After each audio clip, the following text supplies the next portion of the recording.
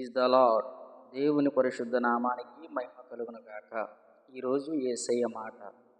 కీర్తన గ్రంథం 22వ అధ్యాయం 26వ వచనం. యెహోవాను వెదుకువారు ఆయనను స్తుతించెదరు. ప్రభు ఈ ఉదయకాల వేళలో చక్కటి విషయాన్ని నేర్పిస్తున్నారు. ఏమిటనంటే ఆయనను వెతికేవాళ్ళు మాత్రమే ఆయన స్తుతిస్తారు. స్తుతి నీ స్థితిని మారుస్తుంది. స్తుతి గొప్ప కార్యాలు, ఘనకార్యాలు చేయగలుగుతుంది. ఆయన వెంబడించి ఆయన అనుసరించే వాళ్ళు ఆయన స్తుతించకుండా ఉండలేరు. కారణం ఏంటంటే మన దేవుడు ఎవరంటే స్తుతులకు పాత్రుడు. ఆయన ఆరాధిస్తూ ఉంటే సింహాసనం మీద ఉండి చూసి ఊరుకునే దేవుడు కాడు. ఎవరైతే స్తుతిస్తారో వారి మధ్యలో సంచరించే దేవుడు.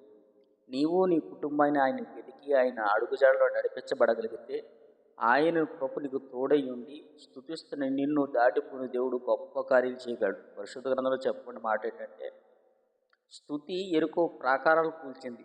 నువ్వు స్తుతించే వ్యక్తి అయితే నీ కుటుంబంలో ఉన్న సమస్యలని గోడలు కూల్చి దేవుడు సమృద్ధిని నీకు నీ కుటుంబానికి నీ పిల్లలకు దయచేయునుగాక.